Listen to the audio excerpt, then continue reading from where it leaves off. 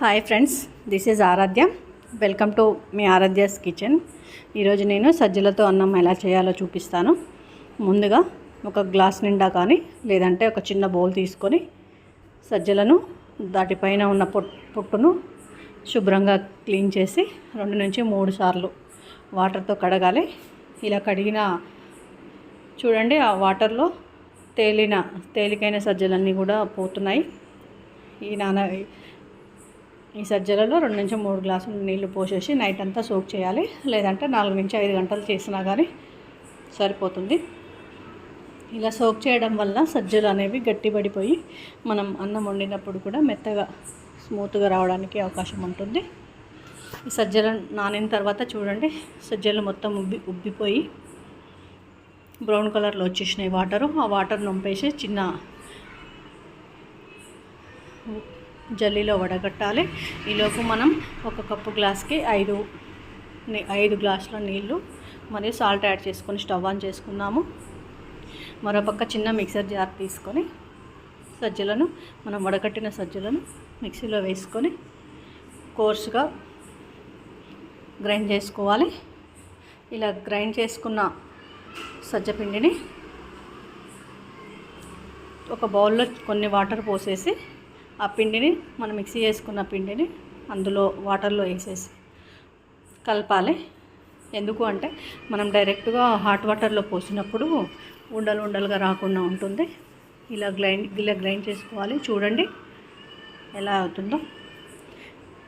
ఇప్పుడు హాట్ వాటర్లో మనం స్టవ్ మీద పెట్టుకున్న గిన్నెల్లో ఇలా పోయడం వల్ల తక్కువ ఉండలు రావడానికి అవకాశం ఉంటుంది. మనకు కలిపేటప్పుడు కూడా చాలా ఈజీగా ఉంటుంది. చూడండి, వేడి వాటర్లో ఇప్పుడు మనం కలిపి పెట్టుకున్న పిండిని వేసాము. సో మనం కలపకుండా ఉంటే ఉండలుగా అయ్యే ఛాన్సెస్ ఉంటుంది. కాబట్టి సజ్జ అన్నం గట్టిగా కన్సిస్టెన్సీ వచ్చే వరకు కలుపుతూనే ఉండాలి. చూడండి ఎంత కన్సిస్టెన్సీ వచ్చిందో. ఇంకా కలుపుతూనే ఉండాలి. చూడండి కొంచెం చిక్కబడింది. ఈ కన్సిస్టెన్సీ వచ్చే వరకు కలుపుతూనే ఉండాలి. ఒకవేళ సాల్ట్ ఏమైనా తక్కువైతే ఇప్పుడు యాడ్ చేసుకోవడం మంచిది. చూడండి కన్సిస్టెన్సీ ఇందాకటికి ఇప్పటికి గట్టిపడింది సజ్జలన్నం. కింద బౌల్కి అంటుకోకుండా కలుపుతూనే ఉండాలి. చూడండి కన్సిస్టెన్సీ అనేది గట్టిపడిపోతుంది. సిమ్లోనే పెట్టుకోవాలి స్టవ్ని. చూడండి కన్సిస్టెన్సీ వచ్చింది. ఈ కన్సిస్టెన్సీలో మనం స్టవ్ ఆఫ్ చేసుకోవాలి.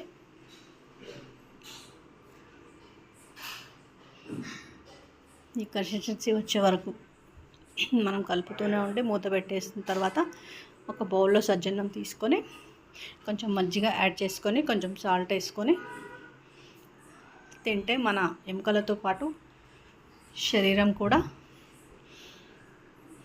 ప్రకాశవంతంగా యాక్టివ్గా ఉండడానికి అవకాశం ఉంటుంది. మళ్ళీ ఇంకొక వీడియోతో మీ ముందుంటాను. Please subscribe, like and share my channel. Thank you all.